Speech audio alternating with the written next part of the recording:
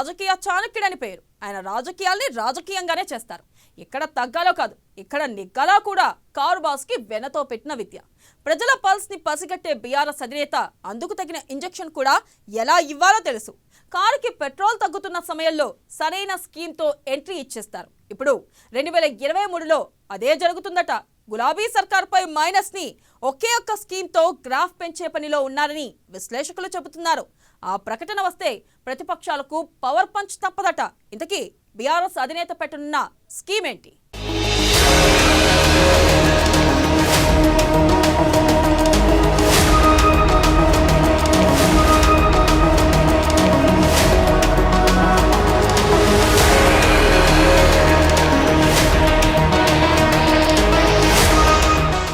సాదా సీదాగానే Telangana budget. అబ్బురపడే scheme ఆపేసిన కేసీఆర్. అన్నదాతకు ఆసరాగా ఉండే స్కీమ్ ప్రకటించే ఛాన్స్. ఎన్నికల సమయంలో వెలువడుతుందని టాక్. 2018 ఎన్నికల సమయంలో రైతు బంధు, రైతులకు పెన్షన్ ఇవ్వడంపై కసరత్తు.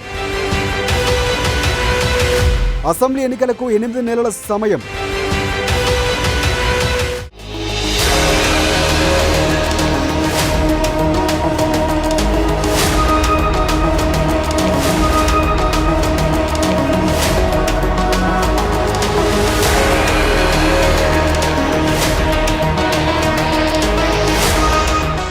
కేసీఆర్ ఏదైనా చెప్పారంటే ఆలస్యమైన అమలు చేయడం పక్కాననే వాదనలు ఉన్నాయి. దేశమే అబ్బురపడే, ఆశ్చర్యపడే, అడ్డం పడే స్కీమ్ ఒకటుందని దాదాపుగా ఓ 3 ఏళ్ల క్రితం ప్రకటించారు. ఆ స్కీమ్ అమలు చేస్తే ప్రతిపక్షాలకు ఇక నూకలు చెల్లినట్లేనని గతంలో కొండపోచమ్మ రిజర్వాయర్ ప్రారంభోత్సవం సమయంలో సీఎం కేసీఆర్ స్వయంగా ప్రకటించారు. ఈ ఏడాది ఎన్నికలు జరగనున్న సందర్భంగా బడ్జెట్లో అలాంటి స్కీము ఉంటుందని చాలామంది ప్రజలు భావించారు.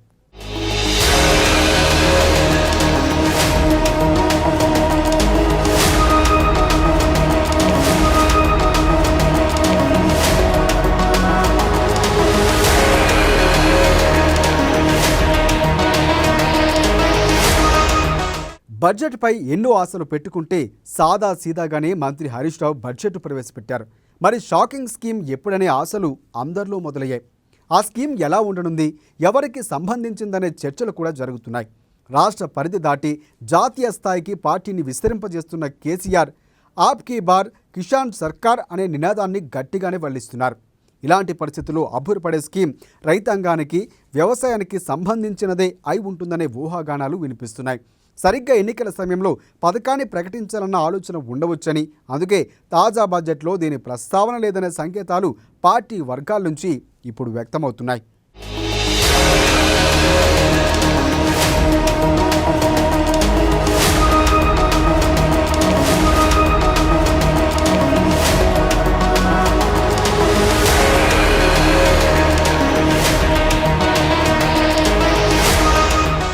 రెండు 2018 అసెంబ్లీ ఎన్నికల సమయంలో రైతు బంధు స్కీమును ప్రకటించారు. అప్పట్లో ఈ స్కీమును బడ్జెట్లో ప్రవేశపెట్టలేదని, అసెంబ్లీని రద్దు చేసే సందర్భంగా సీఎం ఆకస్మికంగా ప్రకటించారు. ఈసారి కూడా డిసెంబర్లో ఎన్నికలు జరగనున్నందున దానికి కొన్ని వారాల ముందు రాష్ట్ర వ్యాప్తంగా సంచలనం రేకెత్తించేలా షాకింగ్ స్కీమ్ ప్రకటించడానికే ఇప్పుడు బడ్జెట్లో ఎలాంటి కొత్త పథకాలను, హామీలను, వరాలు ఇవ్వలేదనే అభిప్రాయము ఇప్పుడు వ్యక్తమవుతోంది. సస్పెన్స్గా ఉంచి సంచలనంగా ప్రకటించాలన్న ఉద్దేశంతోనే బడ్జెట్లో ప్రవేశపెట్టలేదనే వాదన కూడా ఇప్పుడు వినిపిస్తుంది.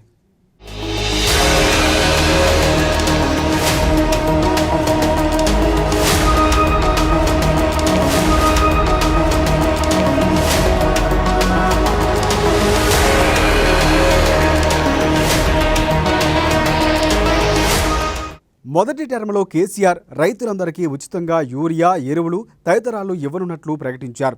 కానీ రెండో టర్ము సమయానికి దాన్ని ప్రస్తావించలేదు. ఇప్పటికీ అది అమలుకు నోచుకోలేని పరిస్థితులు హామీగానే మిగిలిపోయింది.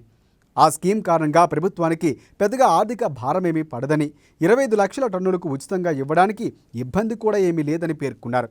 బీఆర్ఎస్తో ఇతర రాష్ట్రాల్లోకి ఎంట్రీ కావాలనుకుంటున్న కేసీఆర్ రైతులకు పెన్షన్ ఇవ్వడంపై కసరత్తు చేసినట్లు రాజకీయ విశ్లేషకులు అంచనా వేస్తున్నారు.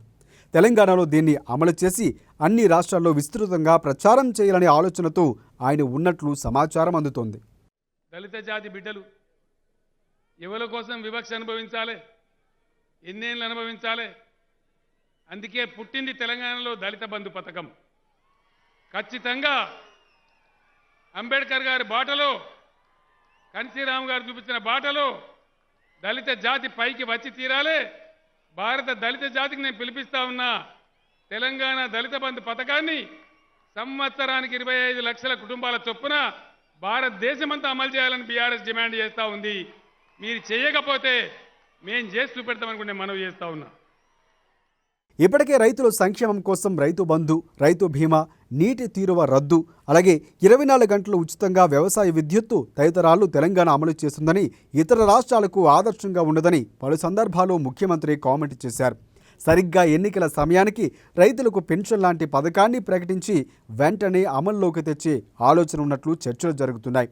ఇతర రాష్ట్రాల్లో విస్తృతంగా ప్రచారం చేసుకుని సంస్థాగతంగా బలపడటానికి, ఇక్కడ ఎన్నికల్లో లబ్ధి పొందడానికి బీఆర్ఎస్కు ఇలాంటి షాకింగ్ స్కీమ్ ఉపయోగపడుతుందనేది ఆ పార్టీ భావన. ఇప్పుడు బడ్జెట్లో లేదని నిరాశపడిన ప్రజలే ఆ స్కీమును ప్రకటించిన తర్వాత మనసు మార్చుకుంటారన్నది కూడా పార్టీ వర్గాలు బలంగా నమ్ముతున్నాయి.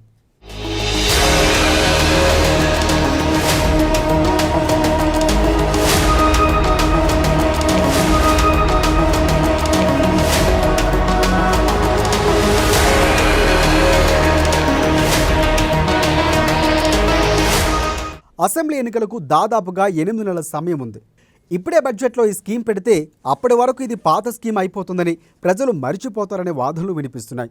ఈ స్కీమ్ ద్వారా ఆశించిన లక్ష్యం, రాజకీయ ప్రయోజనం నెరవేరేందుకు ఎన్నికల సమయమే సరైనదిగా ఉంటుందనే అభిప్రాయము లేకపోలేదు. ఇక ఈ షాకింగ్ స్కీమ్ ఏమిటనేది ఇప్పటికీ పార్టీ వర్గాల్లోనూ సస్పెన్షన్గానే ఉంది. రాష్ట్రంలో రాజకీయ పరంగా ఉన్న ముక్కోణపు పోటీలో బీఆర్ఎస్కు అనుకూల పరిస్థితులు ఉన్నప్పటికీ గతం మాదిరి భారీ విజయాన్ని సొంతం చేసుకుంటే జాతీయ పార్టీగా ఖ్యాతి దక్కుతుందని పార్టీ విశ్వసిస్తుంది.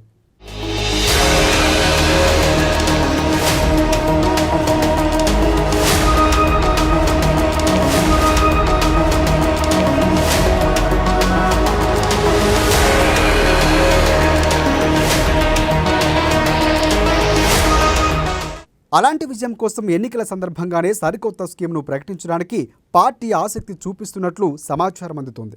2018 అసెంబ్లీ ఎన్నికల్లో భారీ విజయానికి రైతు బంధు కారణమైనట్లుగానే ఈసారి కూడా అదే ఫార్ములాను బీఆర్ఎస్ ఫాలో అవుతుందనే అభిప్రాయం కూడా వ్యక్తమవుతున్నాయి. ఏదేమైనా సీఎం కేసీఆర్ ఏ సమయంలో ఎలాంటి నిర్ణయం తీసుకుంటారో ఎవ్వరూ ఊహించలేరు. కానీ ఎన్నికల సమయానికి మాత్రం ఓట్లు పొందే స్కీమ్లు పక్కా అంటున్నారు రాజకీయ విశ్లేషకులు.